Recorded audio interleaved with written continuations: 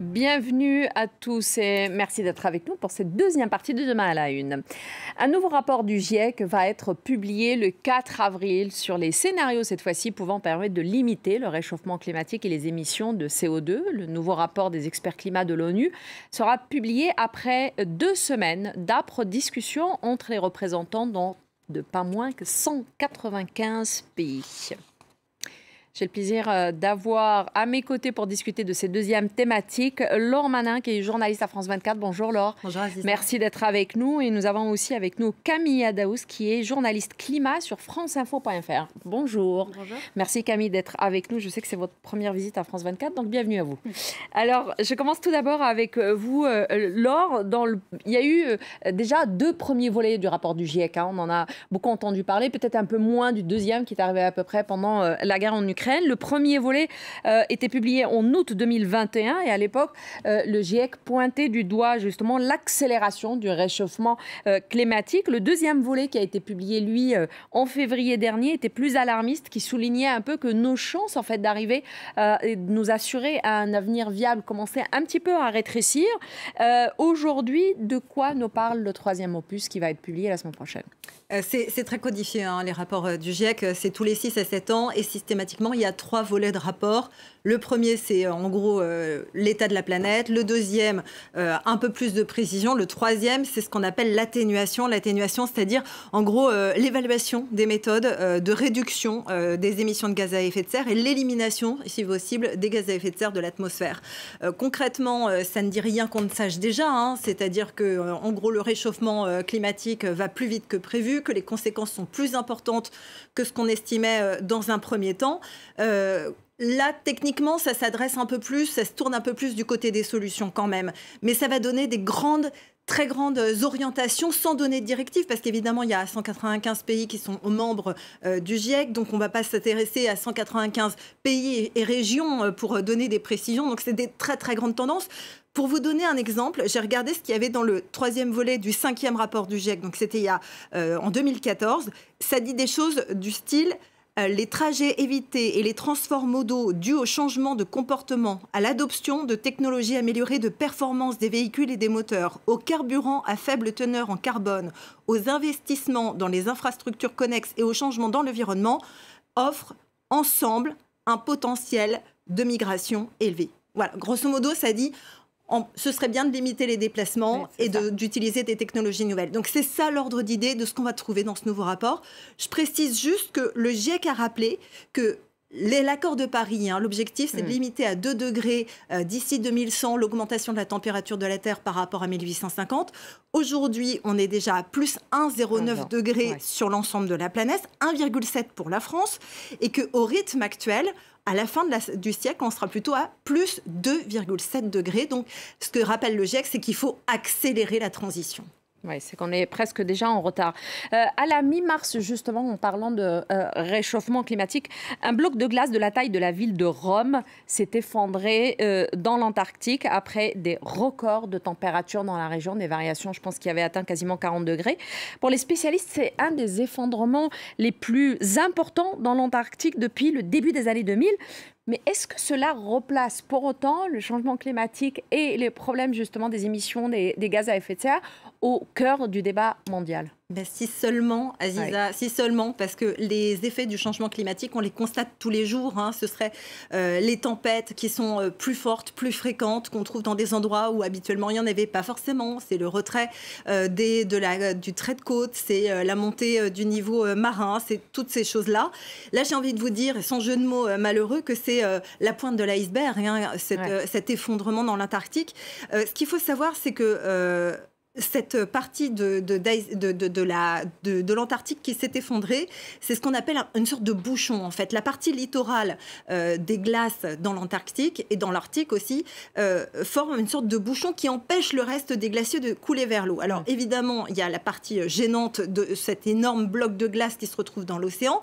concrètement, c'est pas vraiment ça qui va faire monter le niveau des océans, c'est ce qui reste sur la Terre. Parce que ce qui est déjà dans l'eau, en fait, par la poussée d'Archimède, ça s'explique très bien, ça ne bouge pas, ça ne fait pas changer le niveau de l'eau. Par contre, ce qui est derrière sur les terres, ça, si ça arrive dans l'eau, ça va faire changer les niveaux marins. Et on estime aujourd'hui que si ce qui est dans le glacier des Thwaites, donc qui est derrière cette barrière de glace, arrive dans l'eau, ça fera une montée de 60 cm sur le niveau mondial des océans. On estime aussi que le reste du glacier des Thwaites, si toute la calotte glaciaire antarctique en fait fondait, ce serait plus 3 mètres sur le niveau mondial des océans. Donc c'est considérable. Et puis au-delà simplement de cette perte de glace sur un glacier et donc de la montée potentielle du niveau de l'eau qui va se faire quand même dans le temps, il y a aussi une perte sur l'aldébo. L'aldébo, c'est ce pouvoir réfléchissant des surfaces de la planète. Elles ont toutes un pouvoir réfléchissant plus ou moins important.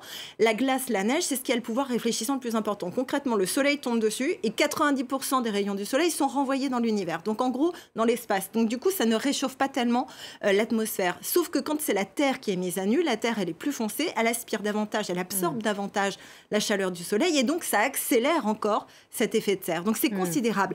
Alors pourquoi ça n'est pas au menu, je veux dire, tous les jours dans les débats politiques? Eh bien d'abord parce que c'est du temps long. Encore une fois, ce sont des événements qui se produisent malgré les urgences. Et oui, malgré les urgences. Mais l'urgence pour un homme politique, pour un chef d'État ou de gouvernement, c'est son mandat électoral, c'est la vie de ses administrés, c'est le chômage, c'est la fin du mois. Ce sont des échéances extrêmement courtes. Alors, en parlant justement des hommes politiques, ça nous emmène à un autre sujet. Camille, la rédaction de France Info, en collaboration avec l'association Les Shifters, a effectué une analyse assez poussée des mesures proposées par tous les prétendants à l'Élysée aujourd'hui, donc tous les 12 candidats à la présidentielle en France. Qu'est-ce que vous pouvez justement nous dire, tout d'abord, de l'analyse elle-même, l'enquête qui a été menée? C'était important déjà de mener cette analyse pour plusieurs raisons, parce que d'après les sondages, les Français sont inquiets de la crise climatique. Le dernier disait 8 Français sur 10 sont inquiets, voire très inquiets. Et face à ça, les candidats ont très peu... le sujet a été très peu abordé dans cette campagne, ou alors seulement sous le prisme du mix énergétique, nucléaire ou pas nucléaire. C'est réducteur, ça ne parle pas que de ça, la crise climatique.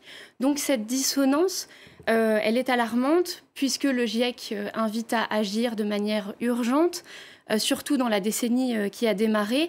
Or, le mandat qui arrive, là, il nous emmène jusqu'en 2027. Et en 2030, la France s'est engagée à avoir réduit ses émissions de gaz à effet de serre de 40% par rapport à 1990.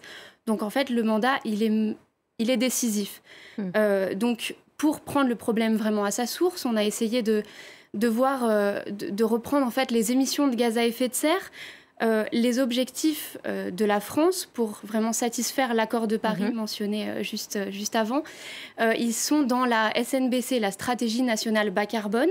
C'est une feuille de route en fait avec tous les objectifs de la France. Et cette feuille de route, elle n'est pas respectée pour le moment. On s'est demandé, est-ce que les candidats, est-ce que le prochain prétendant à l'Élysée va suivre ces objectifs? Alors justement, parce qu'on le voit ici, on va en voir plusieurs. Vous avez justement étudié tous les programmes électoraux des 12 candidats pour voir celui qui s'en approche le plus quand on parle de l'accord de Paris, les objectifs de l'accord de Paris, et ceux qui s'en éloignent. C'est ça. En effet, à la lecture, seules des mesures qui ont un impact positif ou négatif sur les émissions de gaz à effet de serre. Il y a des candidats qui se rapprochent plus des objectifs. On peut citer donc 2 candidats principalement, donc Yannick Jadot, le candidat écologiste, et Jean-Luc Mélenchon, le candidat de l'Union populaire. Tous les deux vont parler du mix énergétique décarboné avec 100% de renouvelables. Ils vont s'assurer par des mécanismes que toutes les politiques soient cohérentes avec la lutte contre le changement climatique, et il couvre en fait de manière assez large les secteurs de la stratégie nationale bas carbone.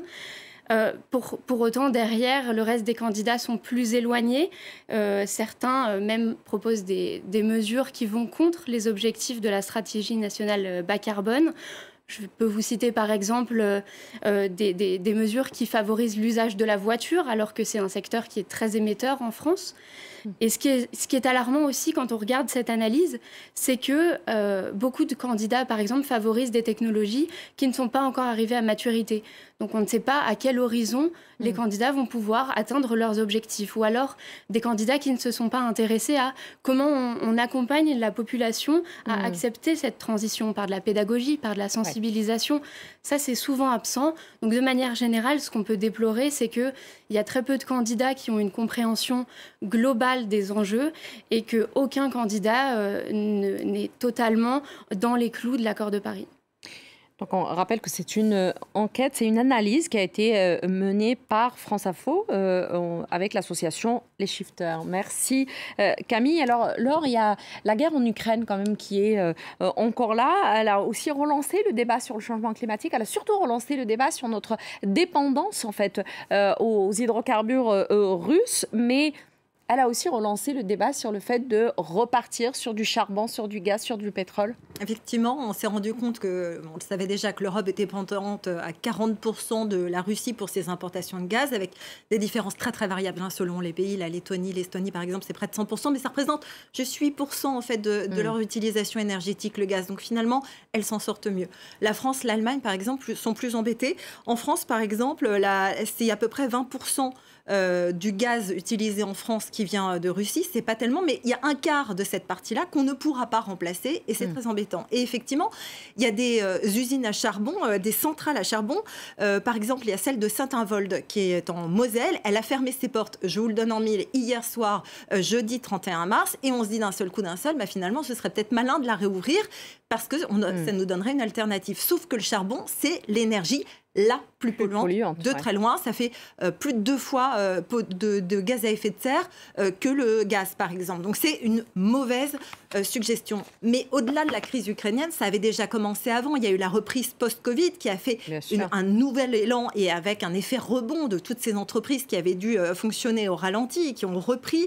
Il y a eu une demande d'électricité qui a augmenté de 6% en 2021. C'est la hausse la plus importante depuis 2010, donc c'est considérable. Et puis on s'est rendu compte dès Fukushima, il y a des années de ça maintenant, que beaucoup de pays n'avaient plus confiance dans l'énergie nucléaire et avaient déjà lancé des usines à charbon, enfin des centrales à charbon, il y a déjà une dizaine d'années.